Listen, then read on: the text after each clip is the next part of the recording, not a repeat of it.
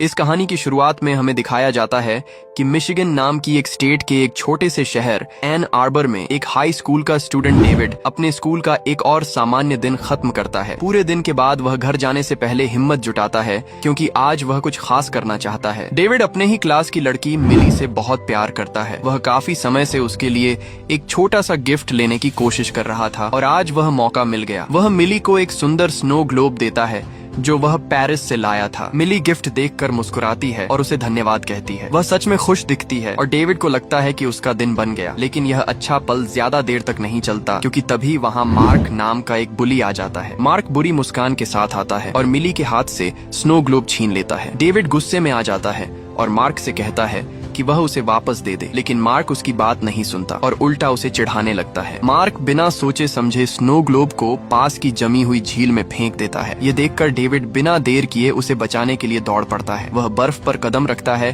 और किसी तरह स्नो ग्लोब तक पहुंच जाता है। जैसे ही डेविड उसे पकड़ता है तभी उसके नीचे की बर्फ टूटने लगती है। कुछ ही सेकंड में बर्फ पूरी तरह टूट जाती है और डेविड ठंडे पानी में गिर जाता है। मिली जोर से चिल्लाती है और उसकी तरफ दौड़ने लगती है, लेकिन मार्क उसे रोक देता है और कहता है कि वह सिर्फ हालत और खराब कर देगी। पानी के अंदर डेविड घबरा जाता है। वह सांस नहीं ले पा रहा होता और उसे लगता है कि अब वह मरने वाला है। तभी अचानक कुछ अजीब होता है। एक पल में ही डेविड गायब हो जाता है और खुद को शहर की एक लाइब्रेरी के अंदर एक हॉलवे में खड़ा पाता है। वह पूरा भीगा हुआ होता है और डर से कांप रहा होता है। उसे समझ नहीं आता कि वह वहाँ कैसे पहुँच गया, लेकिन एक बात साफ होती है कि वह जिंदा है। अभी भी सदमे में डेविड धीरे धीरे अपने घर की तरफ जाता है और सोचता रहता है कि उसके साथ क्या हुआ। डेविड की जिंदगी पहले से ही आसान नहीं रही थी। उसकी माँ उसे बचपन में ही छोड़कर चली गई थी और तब से वह अपने पिता विलियम के साथ रहता है जो उससे अच्छा व्यवहार नहीं करते। जब डेविड घर पहुंचता है तो उसका पिता तुरंत देख लेता है कि वह पूरा भीगा हुआ है। विलियम उससे पूछता है कि क्या हुआ, लेकिन डेविड इतना डरा हुआ होता है कि कुछ बोल नहीं पाता। वह सीधे अपने कमरे में जाता है और दरवाजा बंद कर लेता है। यह देखकर विलियम और गुस्से में आ जाता है और उसके पीछे कमरे तक आता है और जोर जोर से चिल्लाने लगता है। कुछ देर बाद विलियम गुस्से में दरवाजा तोड़ देता है, लेकिन जैसे ही वह अंदर आता है वह चौंक जाता है क्योंकि डेविड वहाँ नहीं होता। उसी समय डेविड अचानक फिर से उसी पब्लिक लाइब्रेरी में दिखाई देता है। अब डेविड को समझ आने लगता है कि उसके साथ क्या हो रहा है। वह सिर्फ झील से बचा नहीं था बल्कि उसके पास एक खास ताकत है। वह कहीं भी एक पल में पहुंच सकता है। ये सोचकर भी वह अभी भी थोड़ा डरा हुआ होता है। वह लाइब्रेरी से बाहर निकलने की कोशिश करता है लेकिन दरवाजे बंद होते हैं। यह देखकर वह परेशान हो जाता है और गुस्से में आ जाता है। जैसे ही वह गुस्सा होता है वह अचानक फिर से टेलीपोर्ट हो जाता है और इस बार सीधे अपने कमरे में पहुंच जाता है। अब उसे यकीन हो जाता है कि यह उसकी ताकत है। अब डेविड को लगता है कि उसकी जिंदगी बदल सकती है। पहली बार उसे अपने खराब घर से बाहर निकलने का रास्ता दिखता है और वह तुरंत अपना सामान पैक करने लगता है। लेकिन जाने से पहले उसे एक जगह और जाना होता है और वह है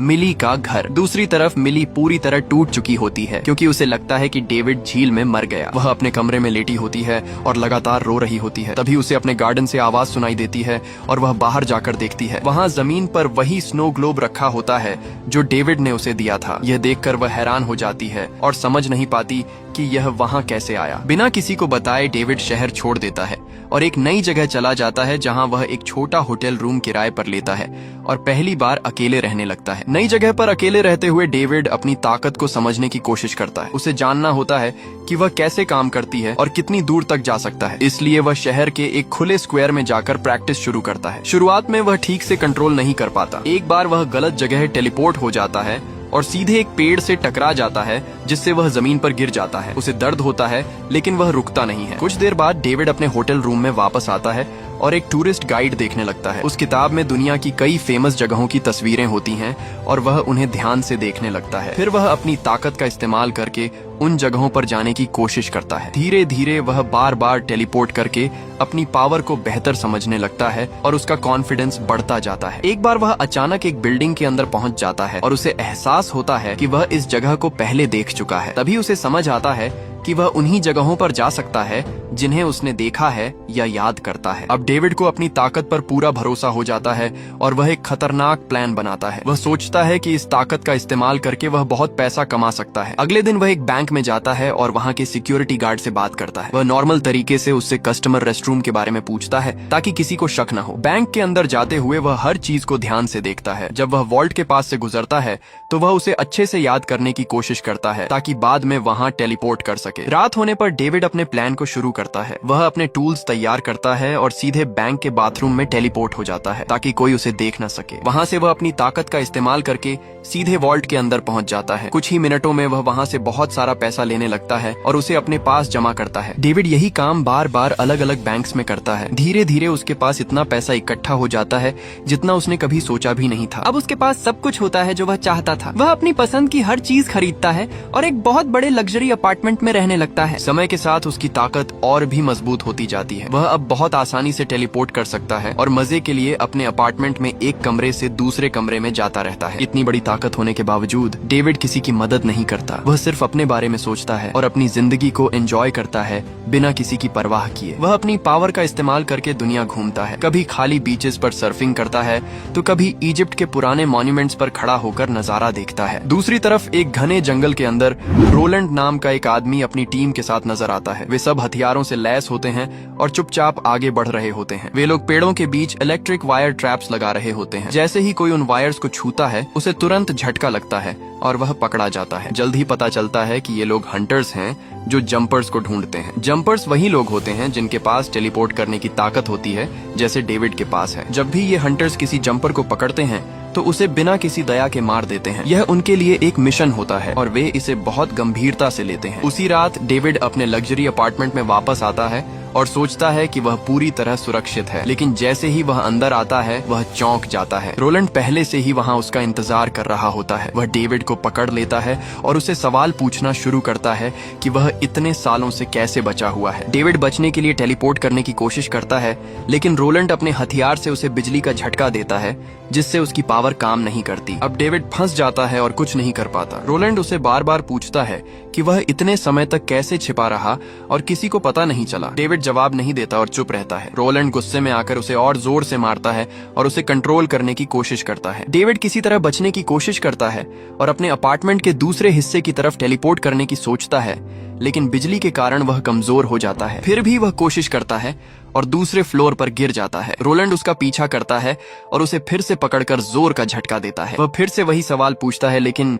डेविड कुछ नहीं कहता। गुस्से में रोलैंड उसे ऊपर से नीचे फेंक देता है और उसे खत्म करने की तैयारी करता है। डेविड किसी तरह उस हमले से बच जाता है और भागने की कोशिश करता है। तभी रोलैंड का ट्रैप एक्टिवेट हो जाता है और एक इलेक्ट्रिक केबल उसे पकड़ लेती है। अब डेविड पूरी तरह फंस जाता है, लेकिन वह हिम्मत नहीं हारता।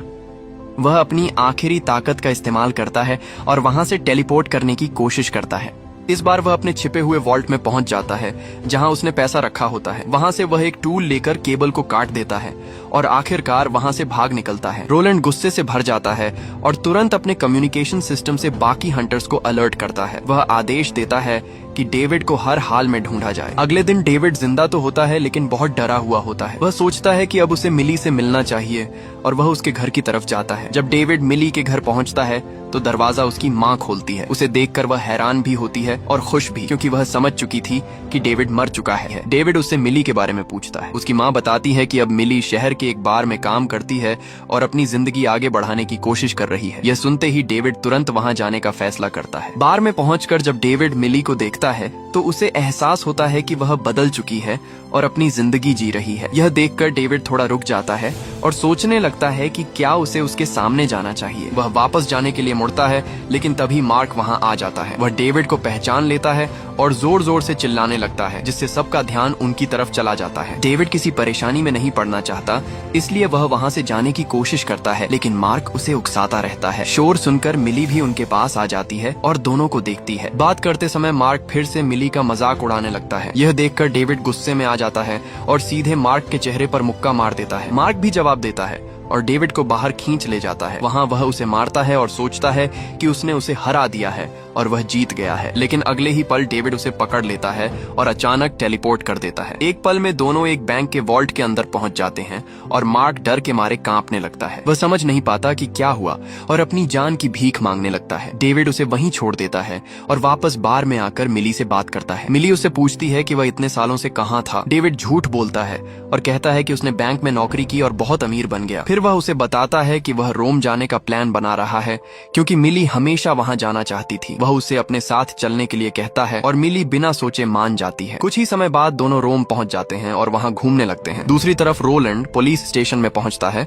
और चीफ से मार्क से बात करने की इजाजत मांगता है। चीफ उसे मना कर देता है और कहता है कि उसके पास फेडरल वारंट नहीं है। ये सुनकर रोलैंड गुस्से में ऑफिसर को बेहोश कर देता है और खुद इंटरोगेशन रूम में चला जाता है। मार्क से उसे पता चलता है कि डेविड मिली के साथ रोम गया है और वे फ्लाइट से वहां पहुंचे हैं। ये सुनकर रोलैंड तुरंत उनके पीछे जाने का फैसला करता है। रोम में डेविड और मिली फेमस कॉलिसियम जाते हैं, लेकिन वहां गार्ड उन्हें बताता है कि वह जगह बंद है। ये सुनकर डेविड थोड़ा परेशान हो जाता है। वह गार्ड से हटकर अपनी ताकत का इस्तेमाल करता है और बिना किसी को पता चले गेट खोल देता है। फिर वह मिली को अंदर बुलाता है और दोनों अकेले उस जगह को देखने लगते हैं। ऊपर रूफटॉप से एक अजनबी लड़का उन्हें देख रहा होता है। अचानक वह डेविड के सामने आता है और खुद को ग्रिफिन बताता है। वह कहता है कि उसके पास भी वही टेलीपोर्ट करने की ताकत है। यह सुनकर डेविड हैरान हो जाता है और उससे पूछता है कि यह कैसे संभव है। ग्रिफिन बताता है कि जंपर्स ताकतवर होते हैं, लेकिन वे कभी सुरक्षित नहीं होते क्योंकि हंटर्स हमेशा उनका पीछा करते रहते हैं। तभी वहाँ 2 एजेंट्स आ जाते हैं और उन्हें पकड़ने की कोशिश करते हैं। बचने के लिए डेविड ऊपर की तरफ टेलीपोर्ट करता है, जबकि ग्रिफिन वहीं रुककर लड़ने के लिए तैयार हो जाता है। डेविड कुछ समय के लिए बच जाता है, लेकिन एक ट्रैप में फंस जाता है और वापस नीचे खींच लिया जाता है। ग्रिफिन तेजी से हमला करता है और दोनों हंटर्स को हरा देता है। लड़ाई के बाद ग्रिफिन बताता है कि ये लोग पैलेडिन्स हैं जो हर जंपर को खत्म करना चाहते हैं। ये सुनकर डेविड समझ जाता है कि वह कितने बड़े खतरे में है। अब ग्रिफिन वहाँ से भागने का फैसला करता है और डेविड उसका पीछा करता है,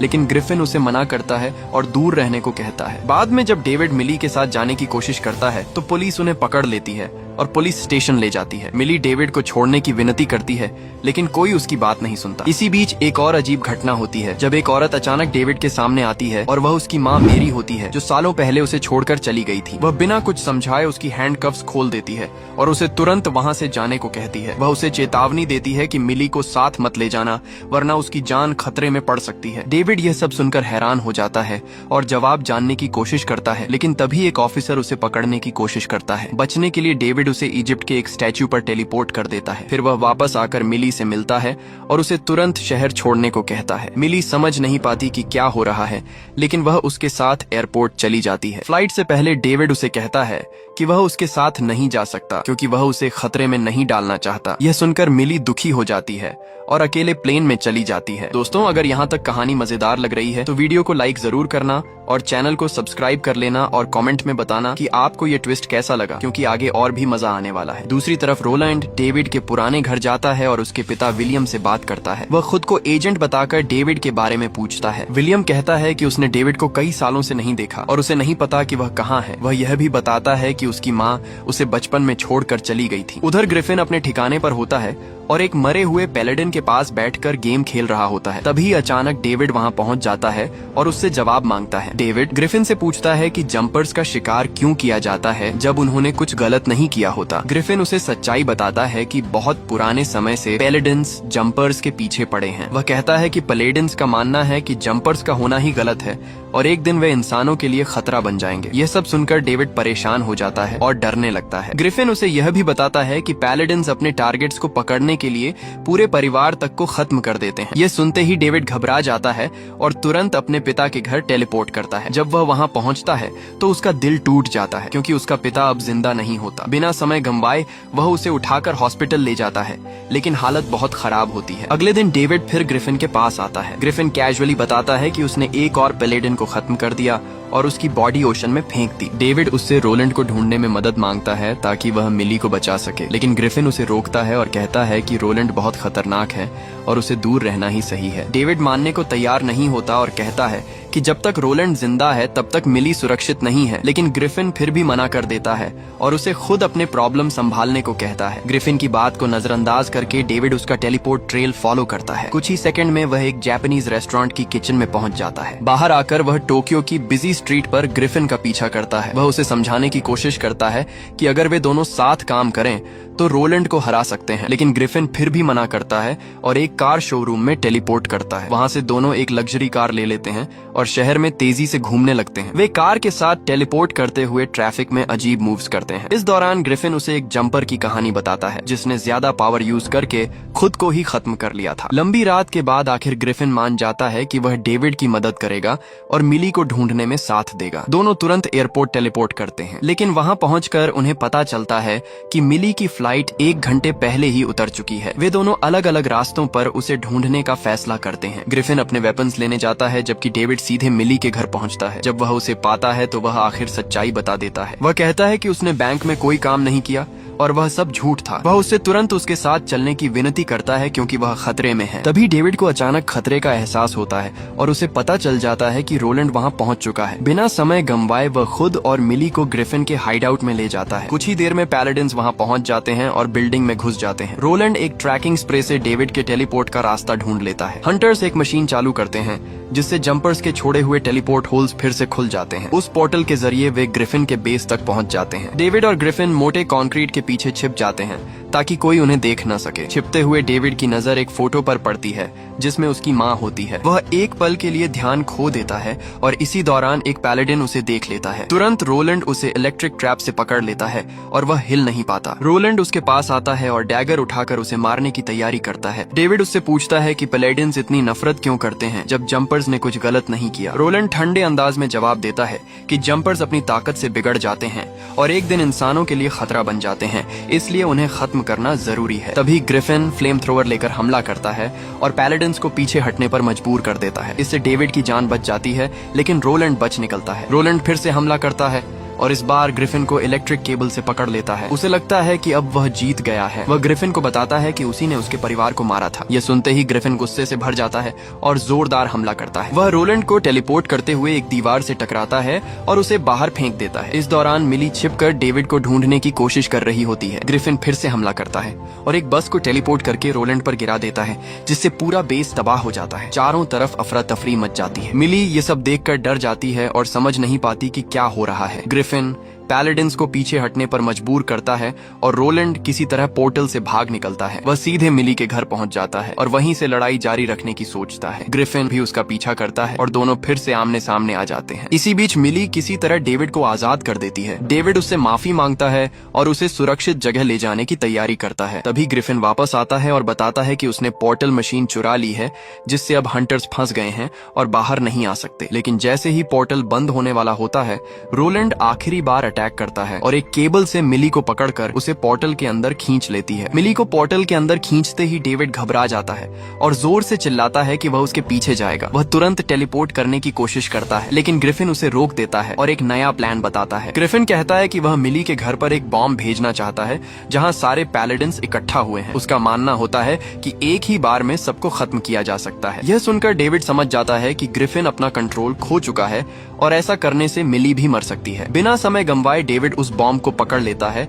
और वहां से भाग जाता है। ग्रिफिन उसका पीछा करता है और दोनों के बीच लड़ाई शुरू हो जाती है। दोनों टेलीपोर्ट करते हुए अलग अलग जगहों पर पहुंचते हैं और एक दूसरे पर हमला करते रहते हैं। पहले वे एक बड़े पिरामिड के ऊपर लड़ते हैं जहां से चारों तरफ रेत ही रेत नजर आती है। फिर वे एक बड़े शहर के पुल पर पहुंच जाते हैं और वहां भी लड़ाई जारी रखते हैं। उनकी लड़ाई इतनी तेज होती है कि वे एक जगह टिकते नहीं और लगातार टेलीपोर्ट करते रहते हैं। दोनों एक दूसरे से डेटोनेटर छीनने की कोशिश करते हैं ताकि प्लान को रोका या पूरा किया जा सके। आखिर में डेविड एक ऊंची बिल्डिंग के ऊपर पहुंचता है और बॉम्ब को नीचे फेंक देता है, लेकिन ग्रिफिन हार मानने को तैयार नहीं होता और उसके पीछे कूद जाता है। लड़ते हुए दोनों आसमान में गिरते हैं और एक बड़े पूल में जा गिरते हैं। गिरने के बाद भी वे रुकते नहीं और फिर से टेलीपोर्ट करके अलग जगह पहुंच जाते हैं। इस बार वे आर्कटिक ओशन के बीच में पहुंचते हैं जहां चारों तरफ बर्फ और ठंडा पानी होता है। ग्रिफिन एक व्हीकल के साथ आता है और डेविड को जोर से टक्कर मारता है। दोनों पानी में गिर जाते हैं, लेकिन तुरंत वहां से भी टेलीपोर्ट कर जाते हैं। अब वे एक बैटलफील्ड में पहुंच जाते हैं जहां चारों तरफ एक्सप्लोजन हो रहे होते हैं। इस अफरा तफरी में ग्रिफिन डेटोनेटर पकड़ लेता है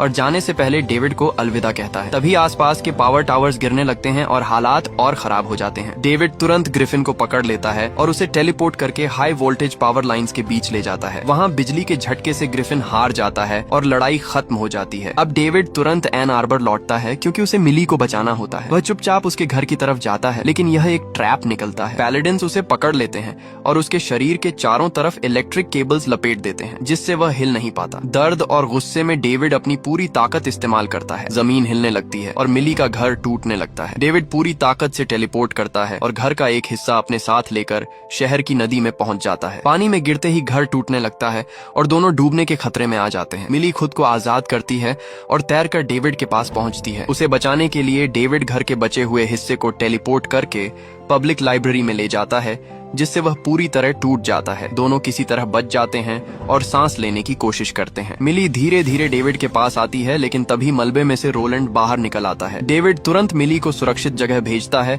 और खुद रोलैंड का सामना करता है। वह रोलैंड से कहता है कि वह कभी वैसा जंपर नहीं बनेगा जैसा पैलेडिन्स सोचते हैं। वह उसे मारने की जगह उसे छोड़ने का फैसला करता है। डेविड उसे हजारों मील दूर एक बड़े रेगिस्तान में टेलीपोर्ट कर देता है, जहां आसपास कोई नहीं होता। इससे रोलैंड अकेला रह जाता है और वापस नहीं आ सकता। कुछ दिनों बाद डेविड अपनी माँ मेरी से मिलने जाता है और उससे पूछता है कि उसने उसे क्यों छोड़ दिया था। मेरी उसे सच्चाई बताती है। वह कहती है कि वह खुद एक पैलेडिन थी और जब उसे पता चला कि डेविड के पास बचपन से ही यह ताकत है तो वह डर गई थी। वह नहीं चाहती थी कि उसे अपने ही बेटे को मारना पड़े, इसलिए उसने उसे छोड़ दिया। अब वह उसे सावधान रहने के लिए कहती है और एक और मौका देती है। अब खतरा खत्म हो चुका होता है और डेविड फिर से मिली से मिलता है। दोनों आखिरकार आजाद होते हैं और एक नई जिंदगी शुरू करने का फैसला करते हैं। वे दोनों साथ में दुनिया घूमने का प्लान बनाते हैं और खुश रहने की कोशिश करते हैं। उनकी कहानी हमें यह सिखाती है कि ताकत चाहे कितनी भी बड़ी क्यों ना हो, अगर उसका इस्तेमाल सही तरीके से किया जाए तो वह जिंदगी बदल सकती है। और अगर साथ में सच्चा साथ हो तो कोई भी मुश्किल बड़ी नहीं होती